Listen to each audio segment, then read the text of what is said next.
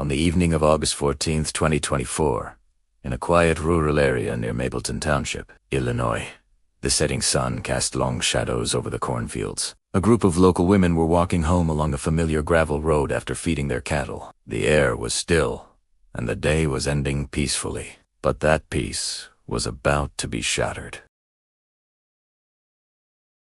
4 black garbage bags were sitting neatly beside a small dirt path. This was strange. The road was usually empty, and illegal dumping, while not unheard of, was rare in this specific spot. The women stopped, their curiosity mixed with caution. One of them suggested, maybe someone just dumped their trash here. The county truck will probably get it. Another woman was more hesitant, or maybe someone left something by mistake. We shouldn't touch it. Most of the group agreed and continued on their way, but one woman, Loda Michelle, couldn't shake a feeling of unease.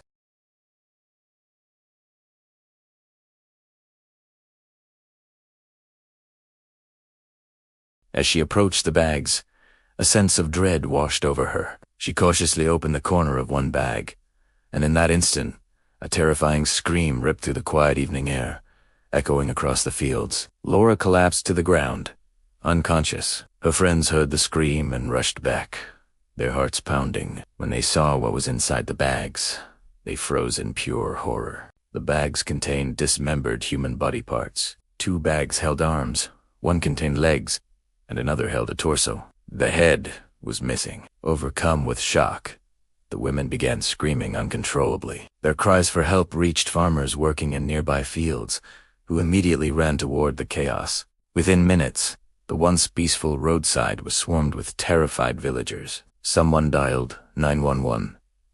Soon, deputies from the Sangamon County Sheriff's Office arrived. Even for these seasoned officers, the scene was gruesome and deeply disturbing. After a preliminary examination, they confirmed the grim reality.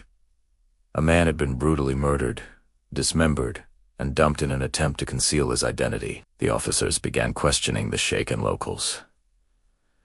"Do you recognize him? Is he from around here?" But the answer was always the same. "No, sir. We've never seen him before. No one here knows him." News of the horrific discovery spread like wildfire through Mapleton and the surrounding towns. The entire community was gripped by one question. Who was this man, and who could commit such a monstrous act? The police immediately called in the forensic team, the crime scene unit, and canine dogs to search for clues. Officers scoured the surrounding fields, nearby canals and wooded areas, desperately looking for the missing head, but it was nowhere to be found.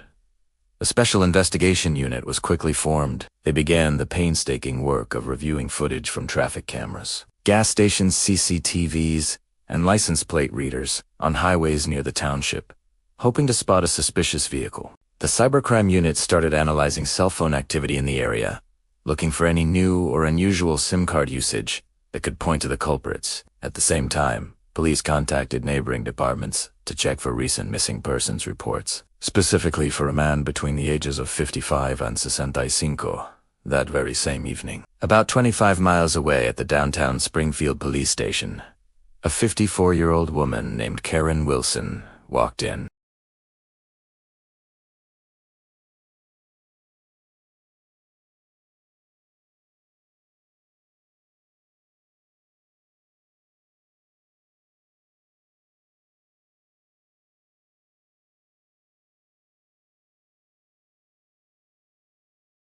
As the officer took down her statement, certain details stood out. Karen was very specific, carefully listing distinct scars on her husband's body, a healed shoulder injury, and a surgical mark.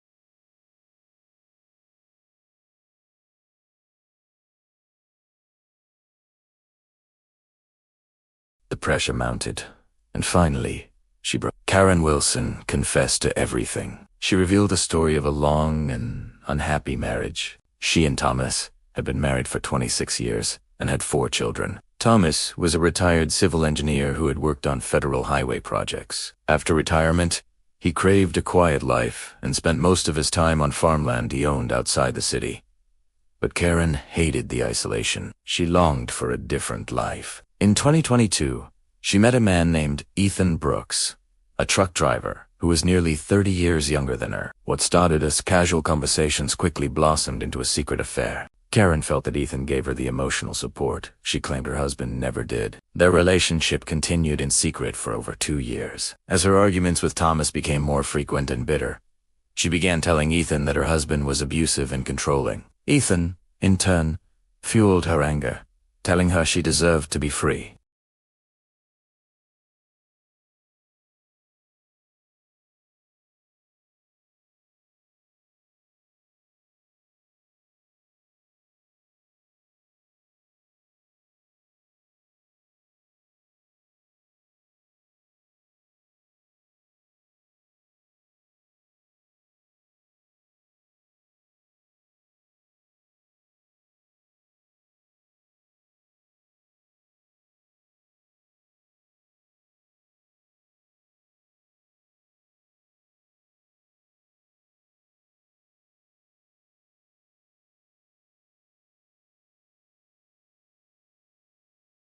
They drove to the quiet roads near Moppleton Township and dumped the bags. After they left, Karen returned home and meticulously cleaned the house, removing any trace of blood or violence. She cleaned so well that investigators later found no visible evidence of the crime. She then drove to the train station, picked up her daughter, and acted as if nothing had happened, playing the role of a worried wife. But her carefully constructed lies unraveled. Technology, forensic evidence, and her own daughter's intuition exposed the horrifying truth. Ethan Brooks was later arrested at a highway checkpoint while trying to flee. When cornered, he fired at the police, who shot him in the leg and captured him. His confession matched Karen's statement exactly, confirming every brutal detail of the plot. All 4 individuals involved are now behind bars, facing life sentences for their crime. Karen Wilson believed that murdering her husband would grant her freedom. She thought she could escape her unhappy life and start over with a younger man. But her desperate and cruel act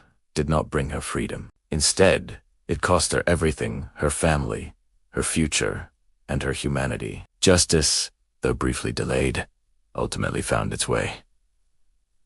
Thank you for watching. If this story resonated with you, please consider subscribing for more content like this. Stay safe.